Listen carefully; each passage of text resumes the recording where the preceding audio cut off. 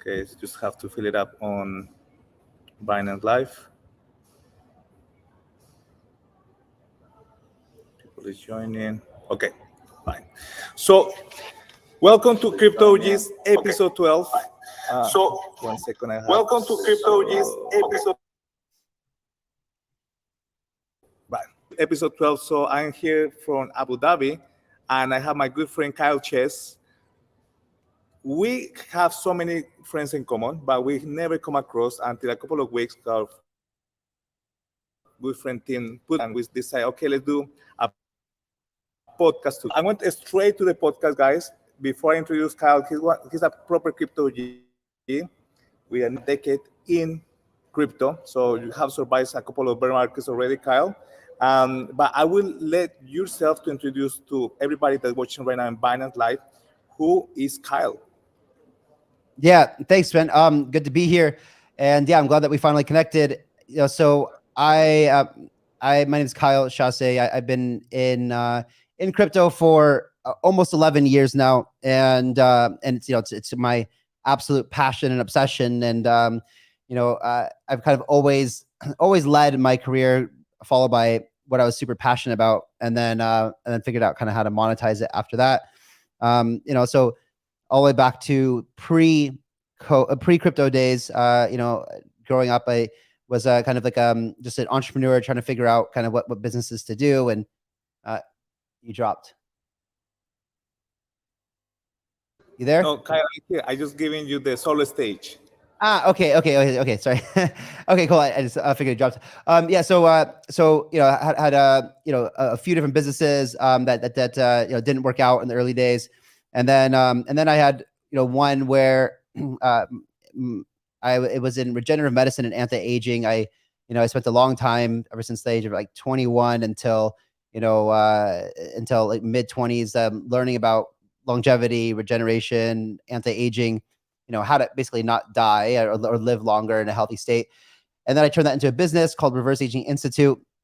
And that was going really well. And, but then at the same time, I was also learning about Bitcoin. And then I became so obsessed with Bitcoin that it just was taking all of my time and attention, and it's all I could really focus on. So then I ended up selling that company to a gentleman out of Abu Dhabi, and then I used that money to buy Bitcoin, and also exited like any fiat that I had at the time, which wasn't a lot, but the sale of the business was quite nice. And so then I started building my first kind of time building anything from a technical perspective, and built the world's first Bitcoin lottery called World Super Lotto. That took a while to build. It was my first time, working with developers to build something, and that was it was really cool. It was a lot of fun. I replicated a model that's like very similar to state lotteries around the world, where people would buy a ticket and they would pick their numbers or automatically pick the numbers for them. And then we would do a drawing twice a week. And I actually bought one of these, these machines from China that has this the acrylic ball with all the balls that spin around in it. And I did this, and I ran these twice a week for I think like something like 70 or 80 drawings. And it was just a lot of fun. And I had kind of a community growing on Bitcoin Talk Forum. And then when I was at a conference in London, it was actually a gaming conference, since I was doing like gaming stuff, like not gaming like video gaming, but gaming like casino gaming. There was also this huge, massive conference like that took up many exhibitor halls. In one corner of that was an area dedicated to crypto, and so I was hanging out there, and I met this team at the time that had been working on a layer 1 blockchain that would have a public chain, and then also offer like private chains as a service that could communicate with the public chain. And so I worked on that for a while as a startup. It didn't work out. The actual head architect and the founder, I don't know exactly what happened, but essentially just kind of disappeared from everything. I'm not sure what happened to that, but they were in Isle of Man, and so that didn't really work out. And then But also at the same time, I still have all these Bitcoin that I had from earlier in the day. And this is like 2015. And so I started investing into other things. I started diversifying. I was like 100% in Bitcoin. And then I started going into Ethereum, very early. I didn't do the ICO because I was skeptical of it at first. I was like a Bitcoin maxi, and I thought this was like a scam. So, it wasn't until later that I was selling some of my Bitcoin for someone who wanted the Bitcoin so that they can trade it then for Ethereum, because they were building an app and they needed Ethereum for gas and stuff. So he explained to me about what they're doing, and actually kind of enlightened me more about Ethereum. And so then I was convinced about Ethereum. Then I got Ethereum, and then also found ways to invest in a lot of the early infrastructure in the space. And so I'm a shareholder of Kraken and Coinbase, Ripple, Securitize, Abra, Circle, Bitfinex, Bitstamp, and a lot of others. And so very, very early investor in a lot of the big players in the space from an infrastructure perspective.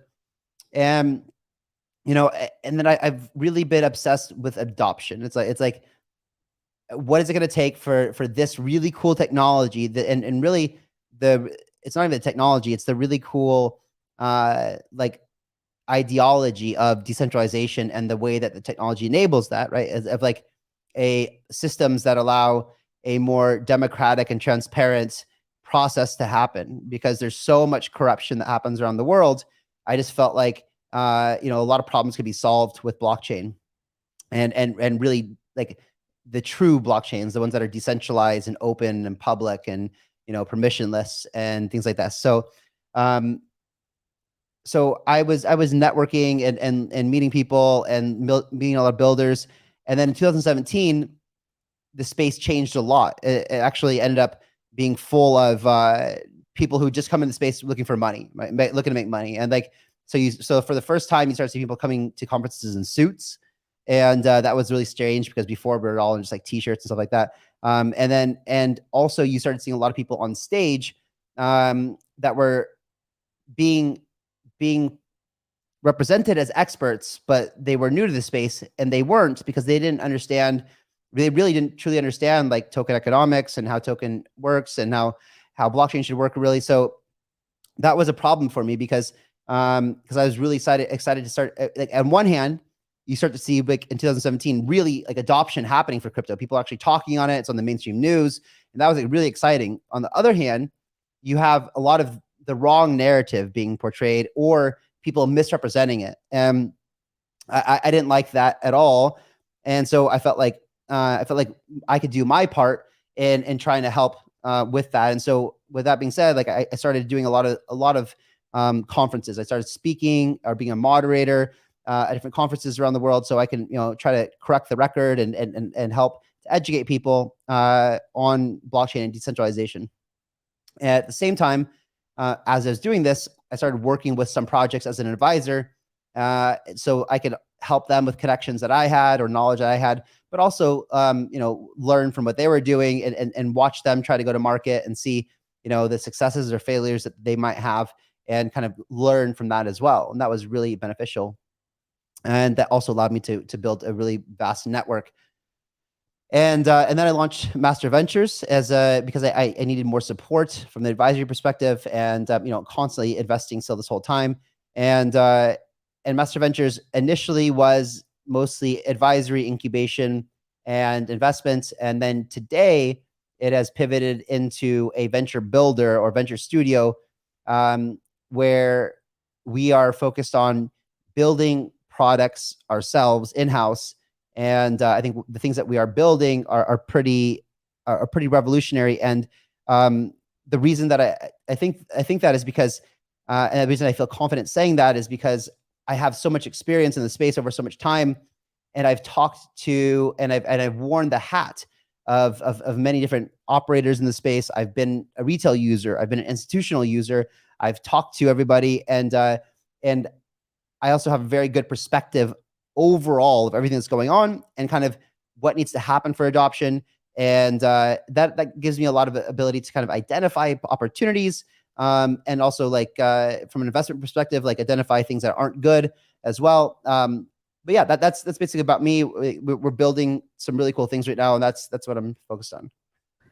Oh wow, Kyle! Like it's amazing to hear your story, and probably so many people that have been into the crypto for a couple of years, they think it's easy, right? They think that you just join and you just buy a couple of tokens and it just go up and then that's it. Then you enjoy the life.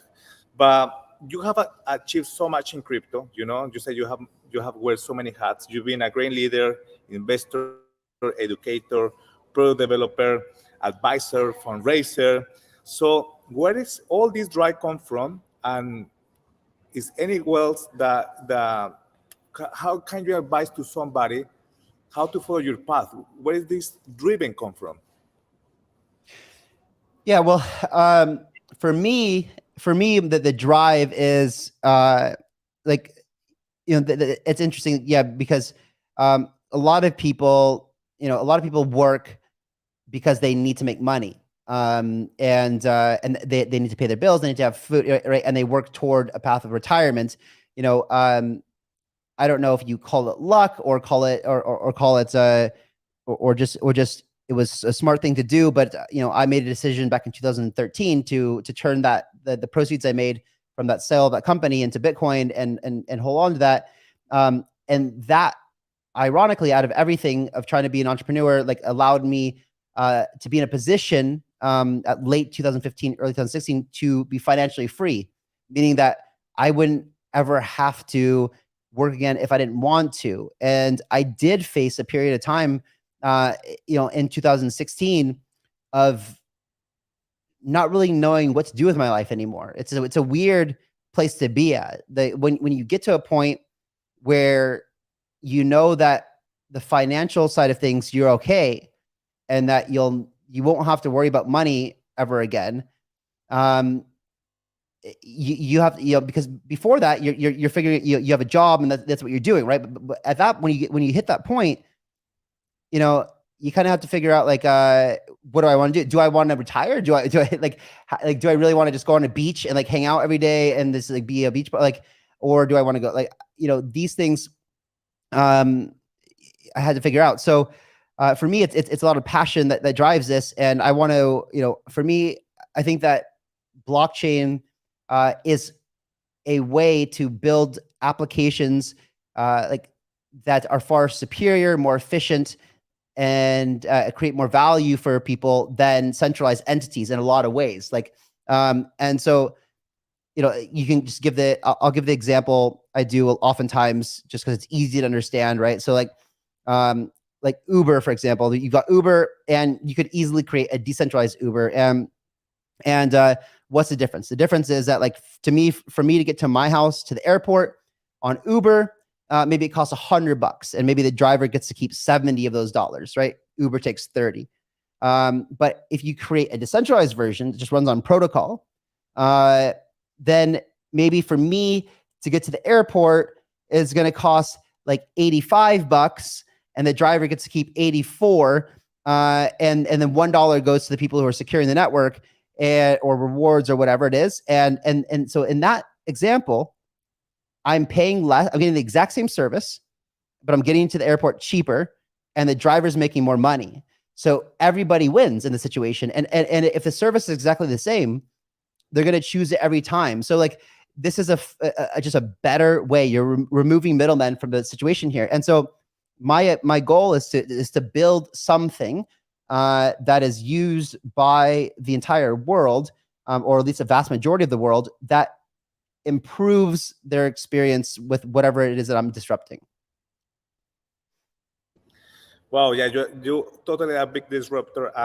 Something that I will bring in a minute, not quite yet, is like you guys disrupt the whole social crypto Twitter recently. So we will talk about it very soon. But to talk about influence, because you're a key opinion leader, you have so much influence across. Who would you say is your biggest influence in has been in regards to your work ethic? Who is your biggest influence? Elon Musk. Yeah, it would be Elon, because simply because, a lot of people will say that what I'm doing might be too much, right? To, you know, because I have multiple companies that we're building right now, and they're all really different, and they're all really unique. However, they all kind of make a nice cohesive ecosystem, but they all have their own teams, and I think that he's a great example of somebody who can have multiple companies that do different things, and do them well. And so I think that, like, you know, I would say it's Elon, because he's demonstrating that it's possible for one human being to successfully operate and run multiple companies. Yeah, definitely he's leading with example. I was thinking exactly that yesterday, because, you know, this week has been very challenging for everybody that's in crypto, and then we have to run several projects, several now. And I was thinking, what Elon would think about this if he's running one of the biggest, the biggest electric car company in the world. Plus, he's trying to take us to Mars, and now he just acquired the biggest crypto social media platform. I was thinking, if Elon can do it, I can do it, you know? So yeah, it's a very work ethic. So Kyle, we have a Web3 is a changing industry, yeah? Like, it's changing all the time. And everybody needs to be updated all the time and learning all the time. Like, if you sleep for 1 week and you don't come back, and everything is changed. Like, for people that went, let's say, to another planet and then come back after 10 days and they check what happened with crypto, they wouldn't believe it. So Yeah. how do you balance with other things that you do in your life, like spending time with your family and friends? So, so my friends are, my friends are my team. So when I, you know, because what I'm building is my life at the moment. This is everything that I do. It's like, I don't have, there's no separation of a social life and a work life at this time. It's I do have a girlfriend, and on Sundays I do reserve, like, that day for her and I to spend quality time together. But other than that, when we do social events, there's always a purpose, and it's usually like, so I will invite the team to come out on the boat, for example, and we'll go to island hopping or whatever, you know, or something like that. We'll do team dinners. And I like, and that for me is important, because one, I like my team. They're great people. And two, it allows us to kind of bond outside of the work environment, and kind of hang out, and they're all great people, and they really are my closest friends as well. So, for my family, well, they're in America and I'm in Thailand.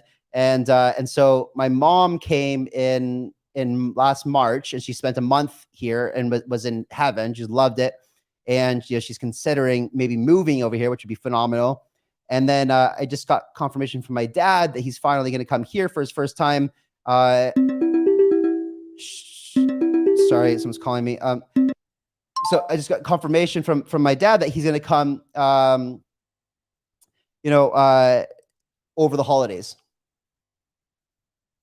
Amazing. So Thailand. Yeah. So Thailand, for me, we have family also in Thailand. My wife has relatives there. I love Thailand. Maybe one day I'll move next to you and we'll be neighbors. But yeah, balancing the life with work is very hard, but you're doing the right thing. You know, you're bringing on board your family, your friends to work with you. And that's how you can proactive share the time from work, and also make an impact, not only in the people, in the life, your community, in the life of your clients, if not in the life of people that are amongst you. And talking about community, let's talk about your current community. What current projects are you working right now? Yeah. So right now we're building. So of course we've got Paid Network, which is something that's already been launched, and that is trying to disrupt the kind of civil legal system. It's to give the world a platform to enter into agreements together, and have a way that the monetary value of that agreement can be stored in a decentralized escrow solution. And if the terms of those agreements are satisfied by both parties, money can be released from escrow, and they're all good, and they can leave each other feedback. And if there's, but if a dispute should arise, there's also now a way to arbitrate this in a decentralized fashion. And this is kind of like just think of a court case or court system, because the court systems are very inefficient and lawyers are super expensive. And usually when people sue people, it takes years and years and years and costs fortunes. And people usually can't, because we're in different countries with different companies, domicile places. And so that's something that oh my God, sorry, people calling me. So that's something that I'm working on. And then we're building a layer 1 right now also, which is the whole goal is to really allow Web 2 to come to Web 3, building a nice experience, because I don't think that enough people are focusing on how to onboard Web 2 to make it feel a lot less like blockchain. And so we're building like infrastructure so other developers can come build on our platform and have their end users have a really nice, easy, grandma-friendly experience. And then there's also Commonwealth, which I've been a part of the process from the very beginning. And this is really interesting too, because it's essentially a way that will dramatically impact them. It's like, after everything I've been through this entire almost 11 years in the space, I've thought about what is an application that everybody would want to use, like that benefits everybody, like that killer app, that thing that really gets mass adoption. And so we have this project called Commonwealth. It's in stealth mode right now, but it's really, really, really important because it's very innovative, and it disrupts kind of it opens up access to everyday people, the opportunity that historically has only been reserved for the very rich or the very privileged or big venture capital firms. And what I mean by that is is that, for example, today the markets are down a lot, and but I can guarantee you that most retail investors have significant loss compared to VCs. Why? Because VCs have an opportunity to invest into projects at many multiples lower than the first opportunity the retail gets a chance to do. And so not only does that opportunity that they have, the VCs, increase their profit, but I think most importantly, when you're talking about investing, it minimizes risk. Because let's say that Solana, for example, the earliest round in Solana that VCs got in at was 25 cents, and then what? Sorry. That's the problem of having a Mac connected to your phone. It happened to me all the time as well. Okay, so Solana, the first round was 25 cents. And then 4 cents. The first round of Solana was 4 cents. And then the latest round that private sale investors got into it was 25 cents. But the first recorded entry price that I can see on the charts for the retail to enter was 95 cents. So, if you're a VC, you would have got in anywhere between 4 cents and 25 cents. But that's still multiples cheaper than the 95-cent entry price that the retail had an opportunity to come in at. And then it went all the way up, and as it went up, a lot of people bought it all the way up, and some people bought it at the top. I think it was like $260 or something like that. And today it's down like 90% or something. I don't know what exactly, but at today's price, I don't know what it is, but let's just, what is it? 20, I don't know what it is. It's 25, $30, something like that. But the point is that most retail investors who have bought Solana now are down, right? But anyone who was allowed to enter into the private sale rounds are still up many multiples. And this is a huge difference, right? And so the point is that even though Solana is now at a very, very, very low price, and a lot of people who bought Solana on the open market are now down on their investment, VCs are all still up many. So that opportunity should be, in my opinion, open to more people. But there's things like the accredited investor kind of rules, where you have to be an accredited investor to invest in early stage projects, especially in the United States. Although they have passed like these crowdfunding laws, but so Commonwealth is really going to create a way for, I can't say too much about how it works, but essentially that's what it is. It's going to create a way for your everyday person to be able to get into these opportunities that have been vetted by some of the most brilliant minds in the space, that will be presenting opportunities to this DAO to be able to invest into. And I think that this will be something that will be the equivalent of like a Robinhood, but even better than Robinhood, because Robinhood was interesting in the fact that what Robinhood did is it made it made it easy for your everyday person to invest in the stock market. The retail was always allowed to invest in the stock market. They just didn't know how to do it. There was no easy platform to do it. They had to go to a broker, or they had to do something, whatever. Your average person didn't know how to do it. It wasn't like you could just download an app, connect your bank, and like start trading or start buying stuff. Like that's what Robinhood did. And Commonwealth will have that same nice user experience.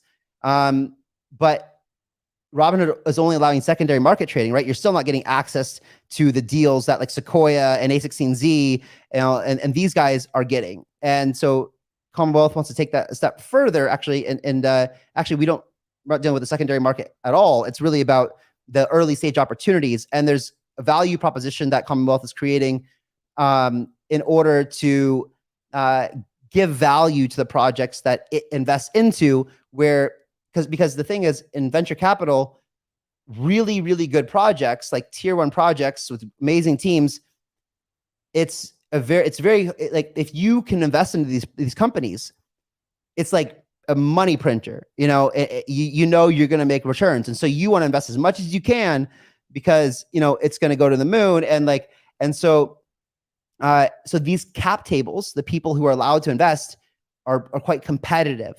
And so, you will often see sometimes like other VCs talking crap about each other, trying to, fight for room on the cap table, basically, of really good projects. And so as an investor, it's not good enough these days just to be able to throw money at a project. If it's a really good project, you're going to have to do a value add. And so Commonwealth has also cleverly thought of a way to make sure that there's a bunch of value being given to the project in which they are allowed to invest into on behalf of this DAO. So, and there's a bunch more creative things that they're doing, but I think this is like why I'm excited from the things that we're building about Commonwealth, is that, it is an app that I think that everybody will use, because everybody in crypto wants to make money, and everybody who's on the sidelines, who's is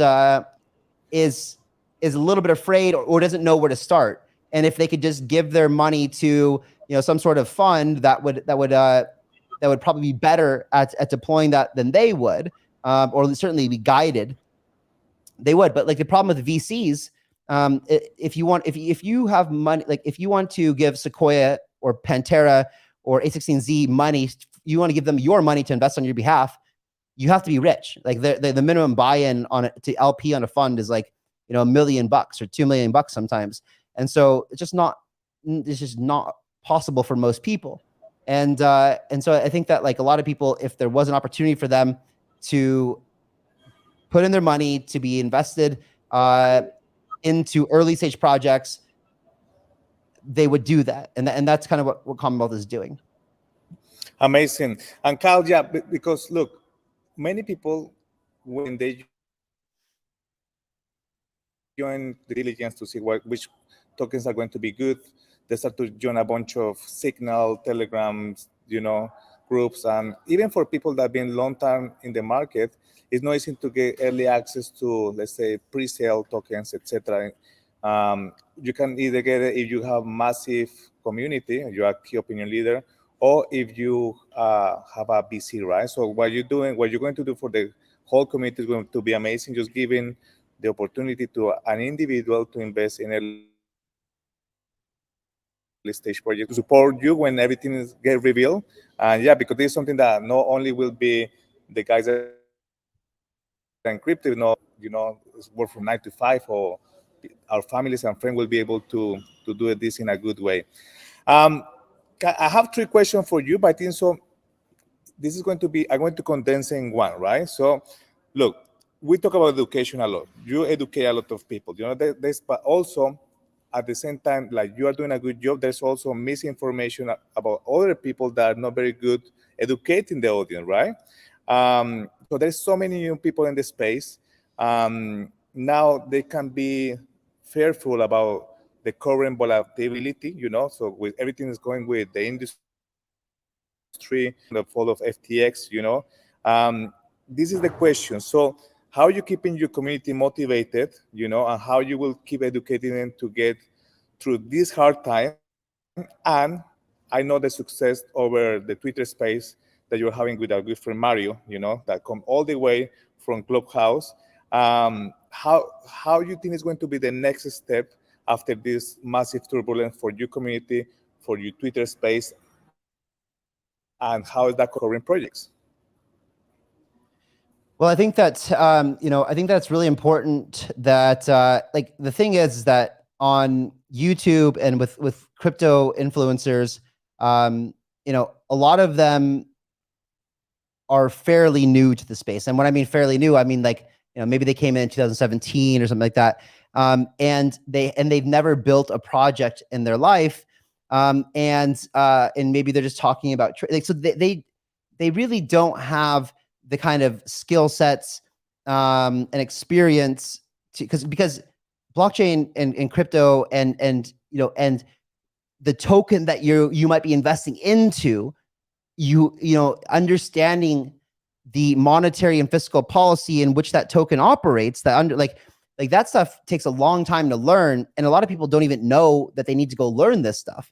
And so I think that like when people are looking to people for advice, it's important to understand like how long. And I'm not saying that someone has to be in the space as long as I have to get it, to be a good educator, but people should understand what they're talking about and try to have some understanding of the background of the person in which like they're getting advice from, or that person should have maybe built something or done something that demonstrated their ability to be like people who just come on and just talk about something and just start talking about things with like without that experience, background, or knowledge. It's I'm also not saying that they're all wrong. I'm just saying that like you want to really be looking at the people who seem to have been doing things in the space for a long time, and keep demonstrating their ability to deliver and that are passionate about it. And so like, and you gave it, you said about the spaces, like, so I think the spaces is interesting, and it really just kind of took off because of the whole FTX thing and the fact that we've been covering that quite a bit. But in my opinion, like, and that is nice. It is something. It is informing people. It gives a place for people to come talk about things. But to make that really impactful and valuable, I think it's not just enough not just enough to talk about things. We need to keep using this momentum to actually do something with it, right? And so, what I'm talking to Mario about right now is like, okay, so how do we come up with something that like, how do we help our space evolve and mature so these kind of things, these FTX disasters and fiascos and like 3ACs and Lunas, like they happen less often and eventually, hopefully not at all in this space. What do we have to do to move forward? And I think that what we need to do, because we operate on a global level, right? Like you're in Dubai, I'm in Thailand, but I work with people from all over the world all the time. And what I keep screaming to everybody in crypto is that, now people are hurt. FTX happened. It was a horrible thing. But and now people are really like, not only are people looking to regulators to help regulate, but regulators are now really interested in regulating the space.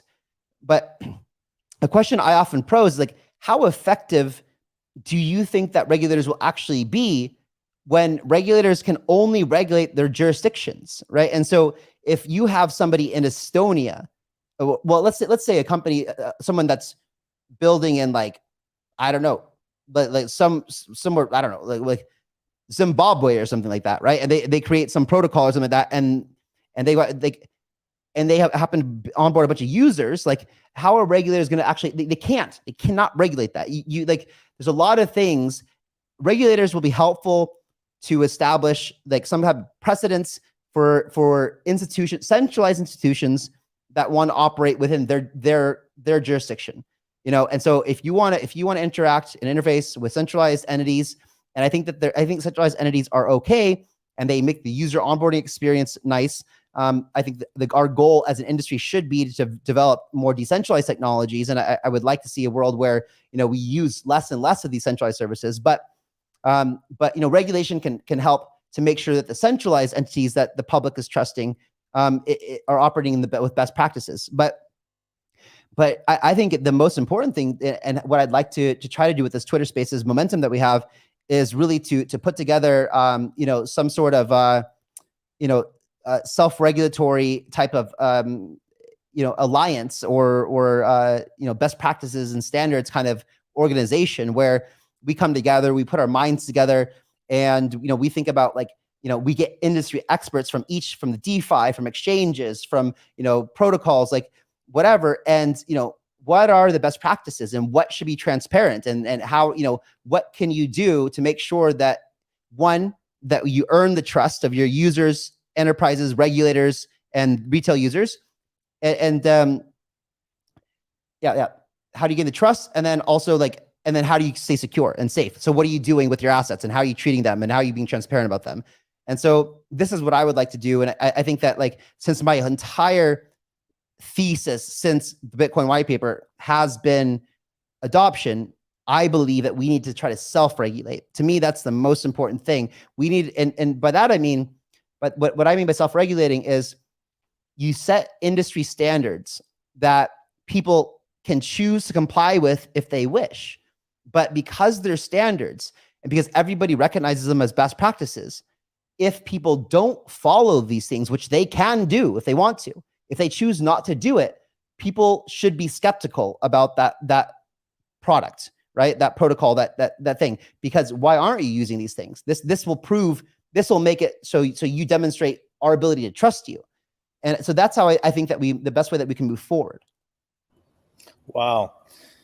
Kyle, I don't know, probably people that are watching right now on Binance Live and YouTube and listening on Twitter as well, they probably don't understand. If they're new into the space, they probably understand like how much education you have given today, and how much solution are you bringing to the table, not only with product services, even though through the community building. So we're very happy that you were in the show. I have only two more questions to ask.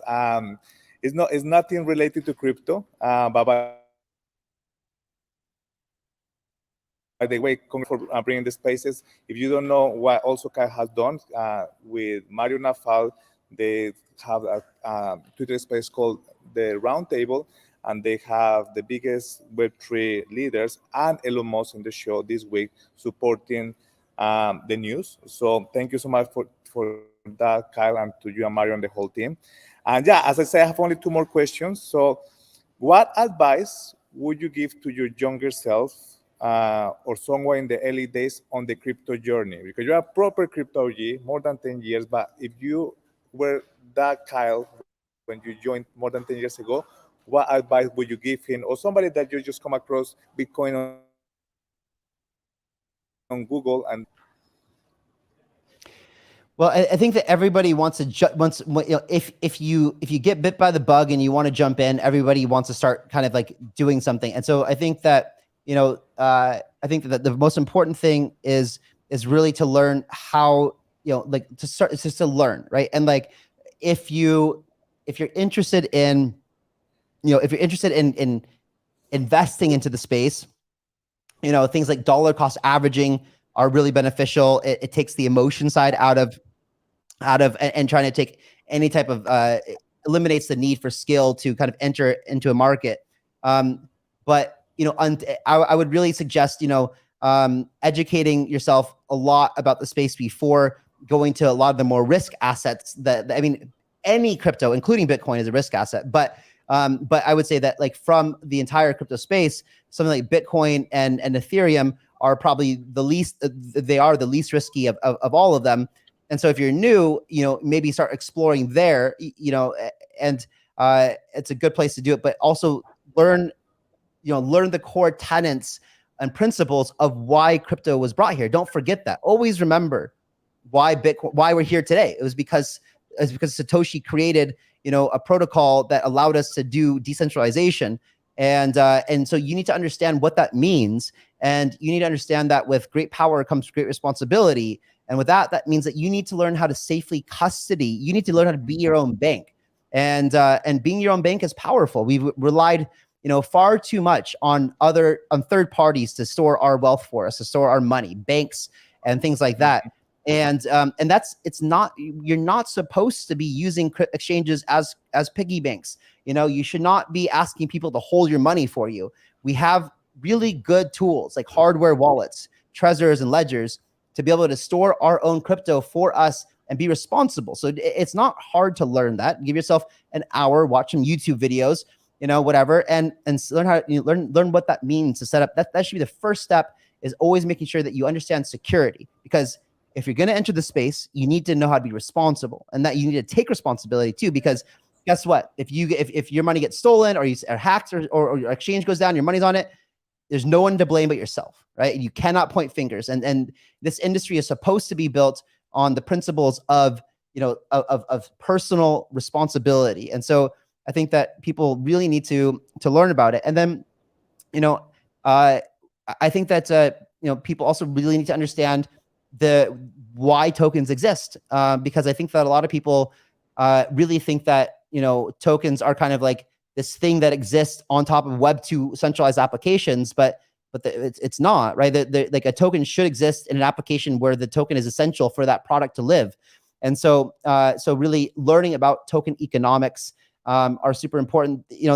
And these are things that I would have done initially. I just can't I can't say it enough and stress enough, like, to follow the fundamental principles in which this industry was created upon.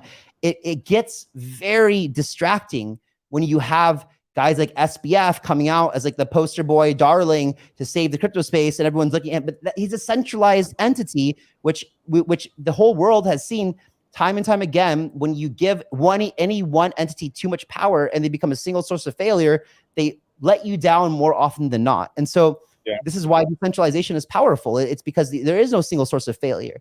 And so if we can operate under those ethos and understand that ideology, like, we'll be much better off. And if you take advantage of the tools that have been built for you, you'll also be in a better position. So I would say that, just be careful what you're doing. Don't get sucked into, get rich quick stuff. And also just learn the core tenets and principles of decentralization, blockchain, and crypto, and follow that path. That's the path that I'm taking. It's really, because if you focus on what the purpose, don't focus on the dollars, right? Don't focus on the dollars, because that will come. I promise you. If you focus on the good projects that are doing the right thing, using tokens for the right purpose, that part will come with time. It'll come organically. You don't need to focus on try to come and trade. Trading, you're going to lose money on. It's like, don't focus on the money aspect so much. Focus on, and if you do want to invest, go find out a project that, after you understand the core tenets and do your due diligence, like, look at a project that has good fundamentals, good team, and they understand crypto well themselves. They understand what their token's going to be used for. And then that's, follow people that are following the core tenets that Satoshi kind of created for us. The blockchain is here for. That's what I would say. It's like, I mean, I've always done that, but I think that's what a lot of people who are new to the space don't do. Well, Kyle, that's a very good advice for somebody that's just getting started, or for yourself 11 years ago when you joined the crypto space. That's why you are the proper crypto G. I have great guests in this show, but most of them, they say two things: either go with intention and purpose and don't focus on the money. So that's the thing that get the pattern between all the crypto Gs. I have one more question, but before I ask the last question is, we in crypto Gs were giving away to all our guests an NFT, yeah. So it is designed through artificial intelligence by this Colombian artist called Andre Cayanet. And your favorite animal, you say it was a dog, right? When you Yeah, signed the form. for sure. So what we're going to do when we get to 30 or 50 episodes, we're going to do a charity event in Dubai, and then with obviously the NFT that we give you, we're going to put it in an auction, and then the fund that we're going to raise is going to go for a charity of animal welfare. Just to let you know. So I will invite you very Amazing. soon, the next year, for the Crypto OGs Gala. See you the NFT through Binance NFT, because we're in Binance Live, so we're going to do it that way. And the last question: where people can find you? What is your Instagram, Twitter handle, so people can Yeah, find you? definitely. So if you go to my Twitter, which is at Kyle underscore CHASSE, in my bio, I've got a link tree, and that has all my links to everything that I'm working on, what I'm doing. My YouTube channel. So I've got my YouTube channel. My Twitter is probably very active there. And but yeah, if you just go to my Twitter at Kyle underscore Chasse, is where you can find all my links. Okay, Cal, has been an honor to have you in Crypto G's. Thank you so much. Hope you enjoyed the evening in Thailand. And Kapunka, Swarika. And thank Ha, you. You can learn a little bit of everything. And thank you, yeah. everybody that watched live in the next episode of Crypto G's. Bye bye.